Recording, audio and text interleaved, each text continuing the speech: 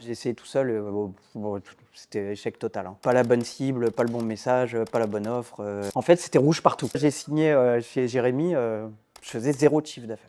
Quand on m'a dit: «Il faut que tu vendes à 1 500 balles», c'est dur, quoi. C'est compliqué. Et en fait, non. J'ai appris à devenir, j'ai appris à devenir entrepreneur. Puis, bah, quand je vois au bout de 6 mois la valeur, le changement et tout, ouais, ça vaut de l'argent, quoi. Et puis c'est rentabilisé, donc c'est pas perdu. Puis voilà. Est-ce que tu pourrais te présenter pour les gens qui ne te connaissent pas? Ouais, je m'appelle Grégoire, j'ai 47 ans. J'étais salarié et aujourd'hui je suis entrepreneur. Est-ce que tu peux nous expliquer un petit peu ce que tu fais aujourd'hui du coup? Alors j'accompagne les soignants qui sont en épuisement professionnel mais qui ne sont pas encore en burn-out. Et en fait, je les accompagne pour éviter de se dégrader et d'aller en burn-out. Qu'est-ce qui a fait que toi, il y a quelques mois, tu as décidé de te faire accompagner, que je sais pas, les blocages que tu voulais surpasser en gros? Bah, en fait, moi j'ai été salarié, donc je voulais quitter le salariat et je voulais gagner en liberté et vivre ma vie comme je l'entendais et créer mon propre argent. Je savais pas le faire du tout. J'ai essayé tout seul pendant 2 mois et puis ça a été une catastrophe. Et donc du coup, je me suis dit qu'il fallait que je sois accompagné et que j'apprenne à faire ce nouveau métier. Et donc aujourd'hui, qu'est-ce qui a changé? Enfin, t'en es où dans ton activité? Alors, aujourd'hui, ce qui a changé, c'est que j'ai des clients réguliers, que je génère un chiffre d'affaires plus ou moins régulier, mais plutôt plus régulier sur ces derniers mois, et que donc, du coup, l'essai est transformé, quoi. J'ai changé de métier et puis j'ai changé de posture. C'était quoi tes croyances de départ en fait? Le niveau où je pouvais arriver était très limité. C'est-à-dire que dans mon imaginaire de salarié, en fait, j'allais faire de la préparation mentale pour des soignants, mais en me débrouillant bien, en travaillant 5 ou 6 heures par jour, je pourrais peut-être faire 5 clients ou 6 clients, facturer à 50 € de l'heure, donc ça me faisait pas énormément, mais bon, ça me permettait de vivre, mais bon, c'était pas non plus l'Eldorado, quoi. C'était pas l'Amérique. C'est pas le truc qui vend.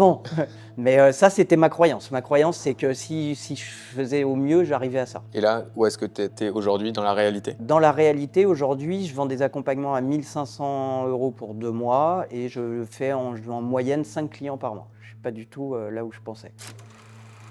Pour quelle quantité de travail? Est-ce que tu travailles plus que ce que tu imaginais? Est-ce que tu travailles... Alors, je travaille beaucoup parce que j'apprends tout en même temps et que je suis dans là, je sors de l'étape où j'ai appris à faire, donc j'ai travaillé pas mal ces 6 derniers mois. Aujourd'hui, si je veux juste garder ça, je pense que ça fait 5 clients, ça fait 5 heures. On va dire à la louche une journée pour faire les posts, la stratégie de communication. On va se rajouter une demi-journée je sais pas moi, de compta et puis de trucs comme ça. 2 jours de travail. Et ça, quand on vient du monde infirmier, où on fait des nuits blanches et tout.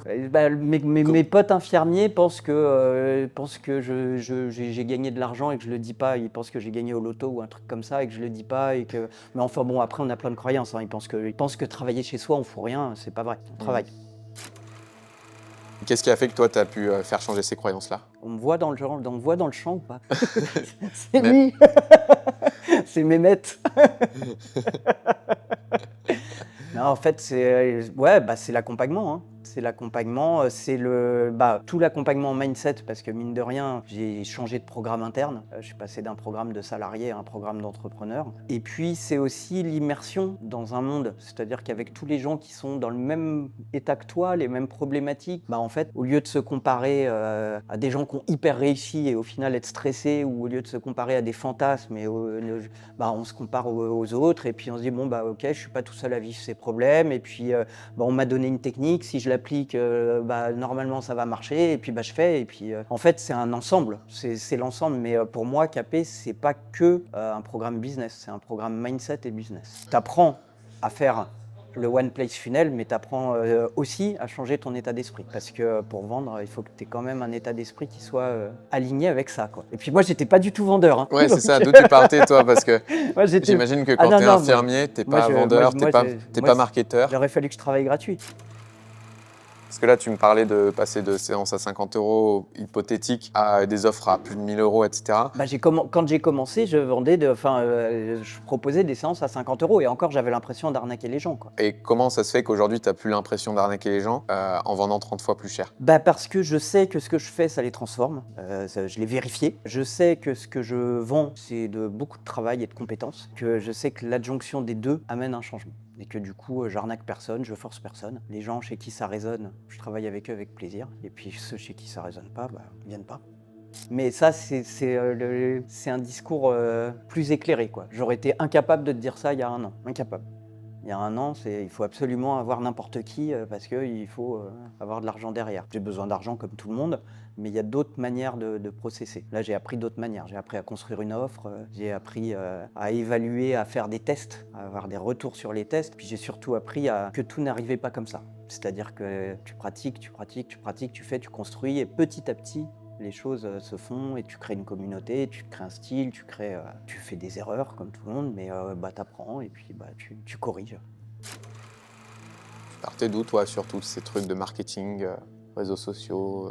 Ah bah, je partais de très loin parce que je n'allais même pas sur les réseaux pour ma consommation personnelle, quoi. Donc moi, quand il a fallu apprendre Facebook, ça a été très compliqué. Je comprenais rien entre la page pro, la page perso, le truc, c'est que ce bordel. Pour moi, Facebook, c'était les chatons qui font miaou et puis les skieurs qui se filment en faisant des loops. Et puis ça s'arrêtait là et puis ça m'intéressait pas, quoi. Donc pour moi, j'avais même pas de notion qu'on pouvait faire du commerce là-dessus, quoi, à part des boîtes qui c'était pas ma culture, quoi. Donc Et je suis parti de très loin, hein. combien de temps ça t'a pris de te libérer de cet état d'esprit un peu survivaliste, tu vois, il faut absolument que je prenne tous les projets, je suis pas cher, etc. Ah, ok, là, je sens que j'ai à peu près la main sur mon truc. 3 mois. 3 mois, en fait, en 3 mois, j'avais compris à peu près l'essentiel des choses. Les 3 autres mois, ça a été la mise en place.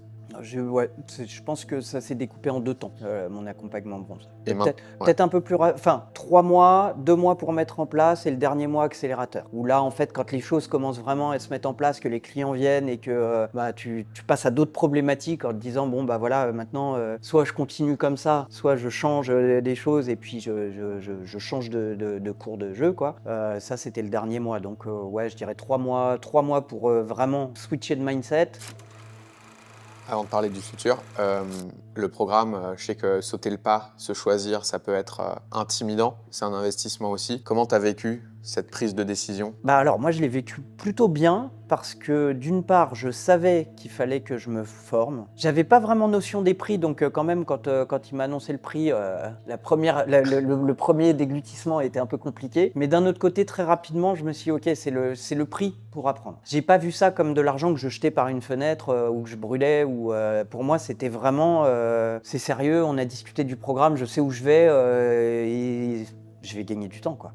En fait, je paye du temps. Et je pense que réellement, j'ai payé du temps. Enfin, moi, j'ai des gens dans ma sphère privée qui essayent encore de vendre à l'heure le coaching et tout. Et, bah, Tu avais essayé y a tout pas seul au photo. départ, tu me disais? Ouais, j'ai essayé tout seul. C'était échec total, hein. Pas la bonne cible, pas le bon message, pas la bonne offre. En fait, c'était rouge partout. C'était rouge. C'est rouge. Donc, résultat... Zéro pointé. Moi, j'ai signé chez Jérémy, je faisais 0 de chiffre d'affaires. J'ai rentabilisé mon programme et pour argent, je me pose même pas de questions parce que je sais que je vais le rentabiliser. Donc quand je me dis le prix, j'ai fait ouais, ok, ouais, c'est bien. Argent étant le programme avancé pour passer au niveau de jeu supérieur. C'est quoi pour toi le niveau de jeu supérieur et la vision que tu as pour la suite? Le niveau de jeu supérieur, c'est faire plus d'accompagnement pour générer plus de CA, mais pour pouvoir me libérer. En fait, embaucher des gens qui vont faire les tâches qui me plaisent le moins, parce qu'actuellement, je fais tout seul. Donc, il y a des trucs, j'ai pas envie de le faire, et pour me libérer, pour faire ce que j'ai envie de faire. En fait, l'idée, c'est vraiment ça. C'est d'améliorer ma qualité de vie maintenant. Faire des projets qui me tiennent à cœur, garder les trucs qui me plaisent bien, et puis pouvoir aider aussi plus de gens, parce que je suis convaincu que ma méthode, mon programme, il est bon. Donc, en réduisant les prix, en augmentant la quantité, je peux réduire le prix, et donc faire plus de gens et aider plus de personnes. Donc, au final, tout le monde est gagnant, quoi. T'es passé, tu m'expliquais, d'un état d'esprit un peu salarié, je vais raisonner en heures de coaching, à ok, je vends de la valeur, j'accompagne des gens, ils ont une vraie transformation, mon temps est valorisé, je gagne mieux ma vie. Et ta next step, c'est je deviens chef d'entreprise. Ouais. Bah maintenant, enfin, il y a quand on me demandait ce que je faisais, je disais je suis préparateur mental et j'aide des soignants. Et aujourd'hui, de plus en plus, bah, je suis auto-entrepreneur et je fais du coaching et en même temps, je développe des formations. T'as changé Ouais, d'identité, quoi. petit à petit, ça change. Ouais. Ce serait quoi le truc que t'aimerais dire à toi d'il y a un an Putain, t'as eu raison. T'as eu raison de croire en toi. Non, franchement, ouais, j'ai eu raison. J'ai eu raison. Quelle a été la réaction de tes proches ou de ton entourage Ah quand t'as bah, commencé à partir dans tes ma trucs? chérie, elle a gaspé sur place quand je lui ai annoncé. Ouais, c'est cher. Hein, moi, je viens pas d'une famille qui roule sur l'or. Je viens pas. D'ailleurs, il a fallu que je déconstruise tout ça hein, parce que j'étais bien plafonné. Mais du coup, ouais, quand on a dit il faut que tu vendes à 1500 balles, ça va être dur quoi. Ça va être compliqué. Et en fait, non. En fait, c'est pas compliqué. C'est plus compliqué pour moi. Ça n'est plus compliqué pour moi. Mais parce qu'il y a d'autres choses sous-jacentes qui sont résolues. Je vends une transformation, j'aide des gens, et ce que je fais, c'est sérieux. Donc, il n'y a pas de raison que je sois pas payé, quoi. Puis ils sont pas obligés. Non, ils sont pas obligés. Non, bah, c'est clair, ils sont pas obligés. Alors ça, c'est l'autre truc.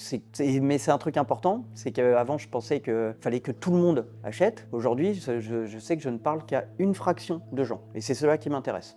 Les autres, ça m'intéresse pas. C'est sans doute à eux que t'apportes le plus. Ça, c'est un gros truc. On dirait pas comme ça, mais c'est un gros truc, quoi. Et pourquoi tu voulais parler à tout le monde avant? Bah, pour être sûr d'avoir un peu d'argent à la fin du mois. Et en parlant à tout le monde, qu'est-ce qui se passait? J'avais rien. Non, mais je savais pas faire, quoi. Je savais pas faire. Non, mais bah, ça donnait rien. Et puis, je parlais à personne. Et puis, enfin, j'avais même pas de vision claire de ce que je voulais faire. Là, aujourd'hui, je sais où je vais, je sais quelles sont les étapes. J'ai appris à devenir entrepreneur. Et donc maintenant, c'est bon, elle a ressuscité. Ah bah maintenant, elle fait pareil que moi, donc.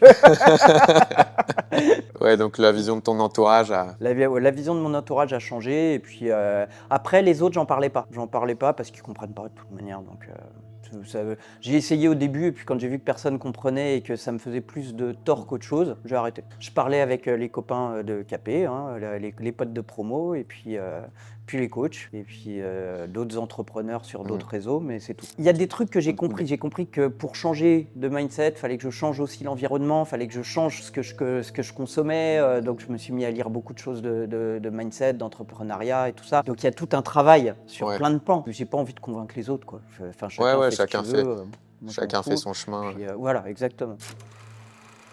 D'ailleurs, comment tu avais découvert Jérémy et l'équipe Coleman Publishing? Alors franchement, je m'en rappelle pas trop. Je crois que j'ai dû voir une fois. Bah, au début, je t'avais dit, j'avais commencé sur Instagram, c'était une catastrophe absolue. Et puis je pense que l'algorithme a dû repérer que je faisais des recherches sur les trucs d'entrepreneurs, donc j'ai dû être fiché quelque part par Coleman. Donc un jour, je l'ai vu avec sa casquette, sa truc de bûcheron et puis son air un peu énervé. Et en fait, ça m'a parlé parce que bah, je le trouvais franc, quoi. Je trouvais que ça sortait du truc, ah, tu veux gagner 100K par mois en faisant rien et puis ça va être génial et tout. Non, là, il disait, ok, tu veux commencer à être entrepreneur, tu pars de zéro, t'es coach, t'es machin, tu veux commencer, moi je peux t'apprendre. Peut-être que tu gagneras tant, peut-être pas, mais en tout cas, tu gagneras assez pour vivre. Et au final, bah, c'est plutôt ça qui m'a...